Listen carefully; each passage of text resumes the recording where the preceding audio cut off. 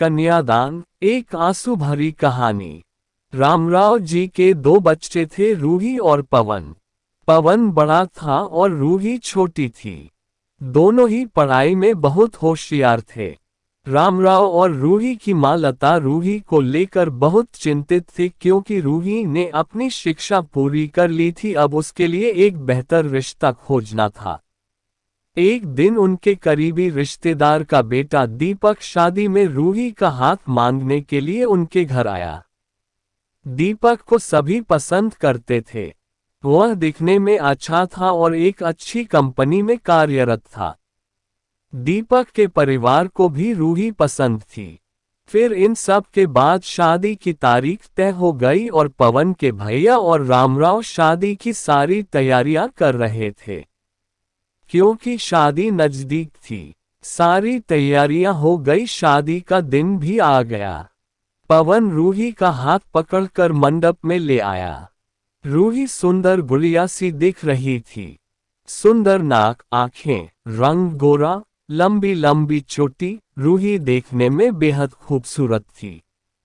पवन रूही को मंडप में ले आया और पंडित ने रूही को कन्यादान के लिए हाथ आगे करने को कहा और उसका हाथ कांपने लगा। जिस पिता ने इस हाथ को पकड़कर दुनिया में चलना सिखाया, वही आज उसका हाथ किसी और पुरुष के हाथ में देने जा रहे थे। अपनी उस बेटी के बिना अपना बाकी का जीवन बिताना, ये विचार ही उनके लिए काफी कष्टदायक था। पिता ने उसका हाथ पकड़ लिया और उसके होने वाले पति ने नीचे से उसके हाथ को सहारा दिया। कन्यादान की रस्म शुरू हुई। हाथों से पानी की एक एक बूंद गिरने के साथ पिता की आंखों से भी बूंद बूंद आंसू गिर रहे थे। अपने कलेजे का टुकड़ा दान करते समय क्या अवस्था होती है, तब वह रामराव ने जाना।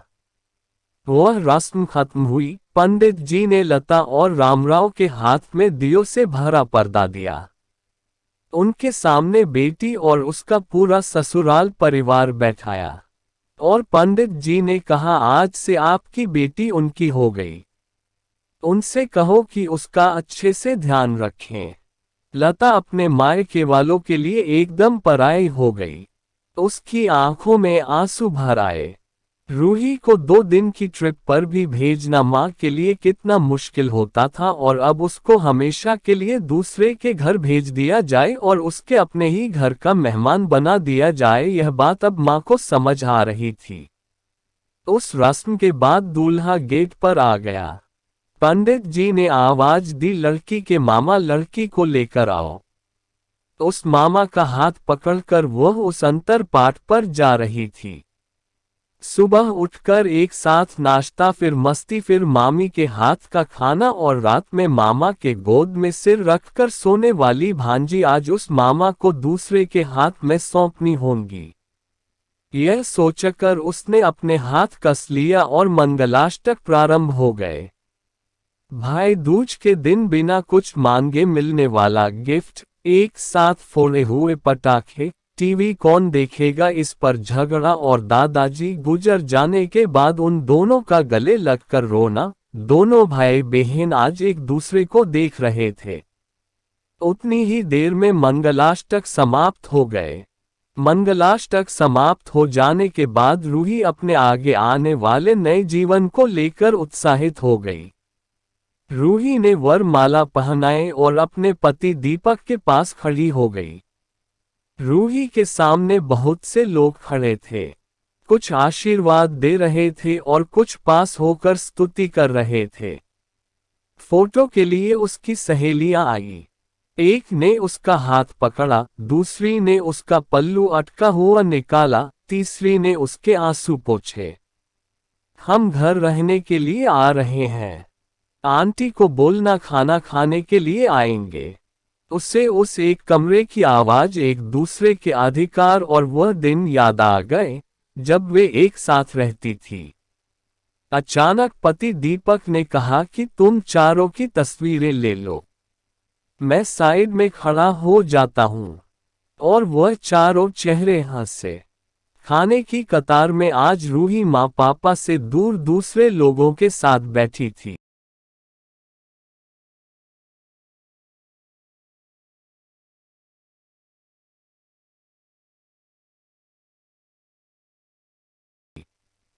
खाना खाने के बाद पंडित जी ने गौरी हार की पूजा करने के लिए बुलाया। रूही ने वहां मन से पूजा की। माँ ने रूही की झोली भर दी और अनीता आंटी ने कहा कि आप पीछे मुड़ना मत। रूही अचानक चौंक गई। वह आगे बढ़ने लगी।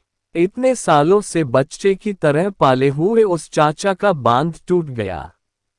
स्कूल से घर वापस आने में देर हो जाने पर अस्वस्थ होने वाले वह चाचा जी। जन्मदिन पर 5-6 फ्रॉक उसके आगे लाकर रखने वाले चाचा जी। मैं नहीं आने वाली, आज घर में चाची के पास रहूंगी कहकर रोने वाली वह आज हमेशा के लिए दूर चली जाएगी।